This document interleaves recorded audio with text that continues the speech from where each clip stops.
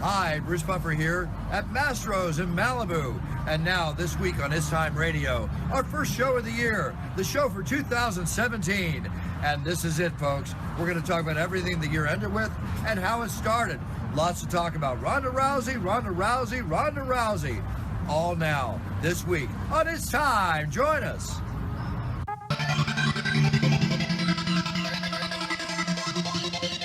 Look at what she did. She took 13 months off. She was essentially a recluse. We didn't really see from her other than the commercials that she did in order to earn a living. And then she came out and got absolutely obliterated, as I called it on First Take, by Manny Nunes. So when you look at Ronda Rousey now, guys, what do you have that any better than what she was before the fight? The WWE wouldn't have taken her before the fight. And people want to tweet out pictures of her with The Rock. Guess when that was? That was WrestleMania 2015. Before she ever lost, before any of the dramatics, before any of that. When she lost, she was not only devastated, but she admitted that some thoughts that went through her head were not good ones. As far as the WWE is concerned, they don't bring in, and I refer to her as a broken star, because that's what she is. She's broken from a professional sense. They don't rebuild broken celebrities outside of the WWE. Brock started in the WWE. Ken Shamrock was a fighter who lost 2-1, who lost 2-1. Any of these comparisons, not only are they not fair to them, but they're not fair to Ronda Rousey. They're never going to bring her in because the fans wouldn't treat her fairly. And what would she really do at this point? People think WWE is going to bring her in. She lost 2 movies last year because you can't bring somebody in who's a perceived, badass and make her this thing in a movie if she just got knocked out cold in her profession. Producers of movies just don't do that.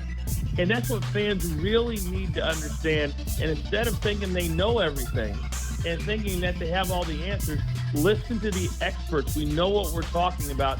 And this is what companies like the WWE or big movie companies, this is something they don't do. They don't bring in fighters like Ronda Rousey at this point.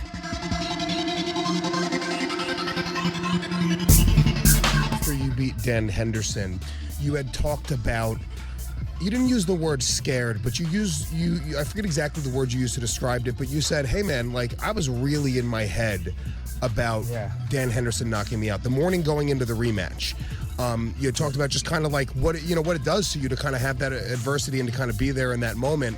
How much do you think that was playing in her head kind of coming into this fight? Because she was really, really knocked out against Holly. Yeah, well, exactly. That's exactly what I was just talking about. Those inner demons, everybody has them. And it's like I was saying on our show, what you're referring to is, you can lie to everybody. You can lie to media. You can lie to the UFC. You can lie to your own family. The only person you can't lie to is yourself. When you're laid in bed at night or you're laid in bed day of the fight, you can say to everybody, yeah, I'm going to kill this guy. But you can't lie to yourself. You know how you're really feeling inside. You know if you've got those demons. And I think, to be honest, they were there. It's hard to be the person that's killing everybody, destroying everybody, the baddest person on the planet. I mean, people saying that she could beat Cain Velasquez, which is ridiculous. You know what I'm saying? That was great. We really got carried away for a couple months there. Everyone just got completely carried away. Dude, she'll knock out Mayweather. She'll punch him right in his face. She will destroy Tyson, man. And then they start to believe that. They start to believe that you do, because people are only human. And if you've got all these sycophants around you telling you that you're so great, then you do start to believe it. Then all of a sudden, boom, somebody knocks you out cold. You're like, whoa, hold on a minute. That wasn't supposed to happen. I thought I was the greatest on earth. So going into the next fight, of course those feelings are there, and it's how you handle them. Now, I think talking to the media not talking to the media, in hindsight, and again, everything's 2020 in hindsight was a mistake.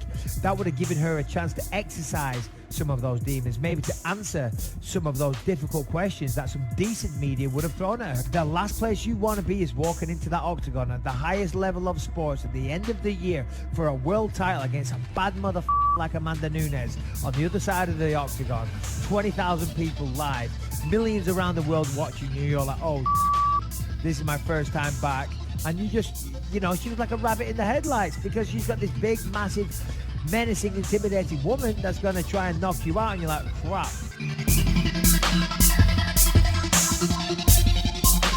I have no problem talking shit on him because he brings a lot of shit on himself. And, you know, he's one of those guys that's like, I try to be nice to him and cool. And then the more I learned about him, the more of his history, he's kind of just, he's one of those guys that's kind of like he's just a man whore. He's kind of he's a phony in a lot of things. He's shit that pisses me off with him. And, you know, like his move, like everybody's like, oh, why did he just suddenly leave a great camp that was making him good and then move to, you know, a shitty gym that's got a lot of guys losing? It was like, well, for me, I think it was a financial thing. I think he went there and he found a sugar mama and his girlfriend, and you know, he's just looking to get himself taken care of. I think so. I gotta give the guy credit. He's got some brains. He's like, well, why should I fight? I'll just get her to pay for everything. I think it was a financial move on his part, but it definitely, as everyone has viewed, the critics alike, it hasn't done his career, his personal career, any good. And you know, a lot of people think that the guy has regressed. He's not getting better. You know, he's lost his footwork. He's lost, you know, a lot of different things that were making him good. So I guess we're going to find out with Derek Lewis. You know, the guy getting motivated. You know, that's one thing about our sport. You can look like you're totally out of it and forgotten about, and just out of nowhere you can, you know, resurge yourself. I've proven that. And so I never count anybody out. That's a big mistake to count anybody out. But hopefully I talk enough shit to him and it'll motivate him. And, you know, and if he wins against, you know, Derek Lewis, who's definitely on a surge right now and a good win streak. If Travis can stop him, that's going to be really good for him.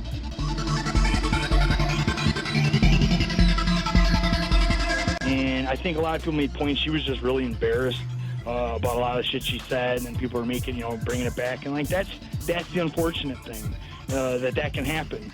But we still got to give people something to talk about, you know. And at the end of the day, it's like she needs, like, who gives a shit? She just made $10 million plus.